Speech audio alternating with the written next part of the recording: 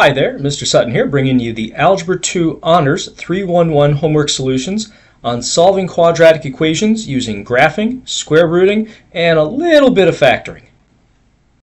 For this problem, we're supposed to solve this quadratic equation by graphing. So we're going to go to Desmos in a minute. Before I do that, though, let me just get everything on one side so this is easier to graph.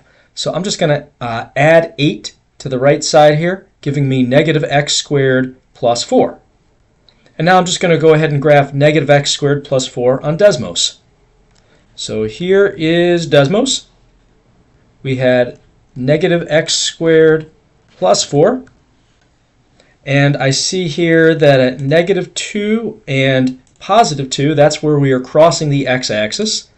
So here's the graph of what I just did. So negative 2 and positive 2 are going to be our answers for this one. To solve this equation by graphing, it would be a good idea to move everything over to one side first. So I'm just going to move everything over to the left side. So I'm going to have 3x squared and then minus 6x and plus 3, all of that equaling 0.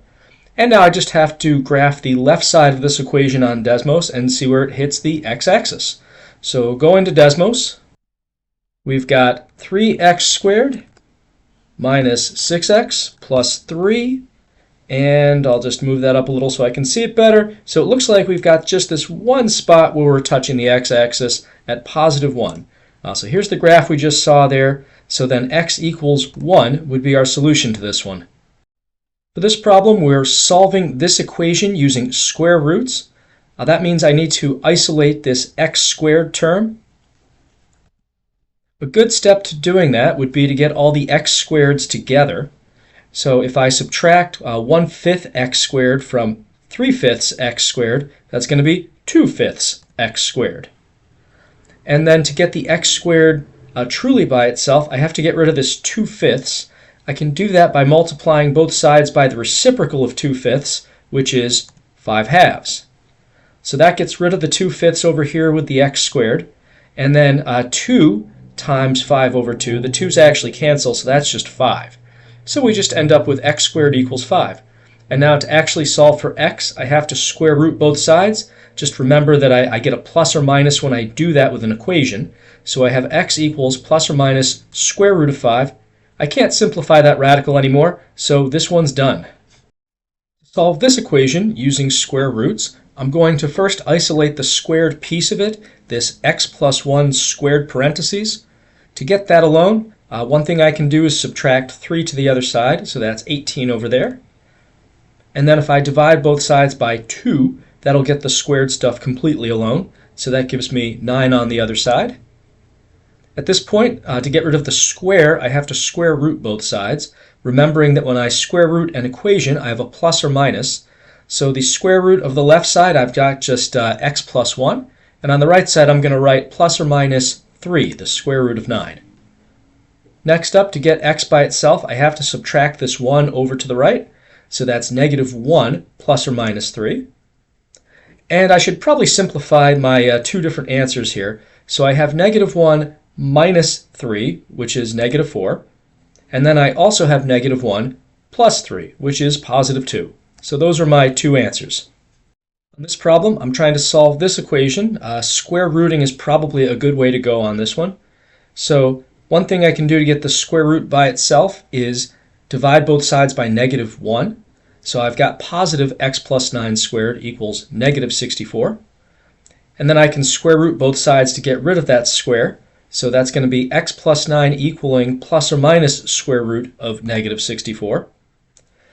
And at this point, since I can't take the square root of a negative and get a real number, if I'm not looking for imaginary solutions, then I'm just going to say there is no real solution on this one.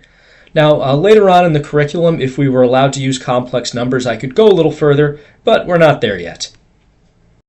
For this problem, we have an application of solving by square rooting. So for a science competition, we have students designing a container that prevents an egg from breaking when it's dropped from a height of 50 feet. That sounds pretty impressive. The h function here below gives the height of the container after t seconds. So we want to know how long does the container take to hit the ground. In other words, when does h, at what t value does h have a value of 0? So to solve this, I just have to replace the h with 0. And now I just have to solve for t. One step to doing this, since I'm trying to isolate the squared function here, is subtract 50 from both sides.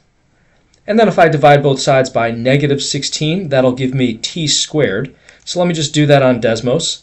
Negative 50 divided by negative 16 comes out to 3.125. And now I just have to square root both sides of this.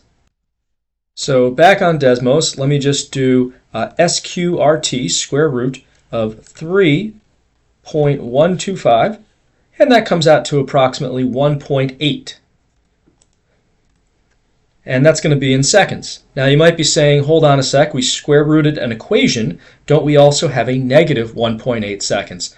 Well, I mean, probably not in this situation. Normally, mathematically, yes. But in this real-life setting, the concept of negative time doesn't really make sense. It doesn't make sense that the egg crate hit the ground a second, 1.8 seconds before it was dropped. So we're just going to discard the negative answer and keep our positive one. To solve this equation by factoring, we have to first make sure that we've got the 0 on one side and factor the other side. We've got the 0 already, so we can go straight to factoring. Since this is just an a value of 1 out here, I can just go to my traditional trick of figuring out two numbers that multiply to the constant and add up to the middle term. So we've got, let's see, multiples of, or factors of 8 that add up to 6. So 1 and 8 doesn't work. 2 and 4 works, both positive.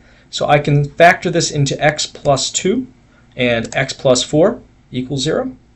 And then just setting each of these equal to 0 and solving, we have negative 2 for this first parentheses, and then negative 4 plus 4 also gives me 0, so that's my other solution. To solve this equation by factoring, I have to first zero out the equation, so this 45 has to come over to the left side, giving me x squared minus 4x minus 45 equals 0.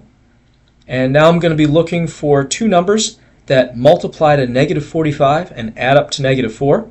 So let me think. 1 and 45 doesn't work. 3 and 15 doesn't work. Next up, we've got 5 and 9. If I had positive 5 and negative 9, that would add up to negative 4. So I can split this up into x plus 5 and x minus 9 equals 0.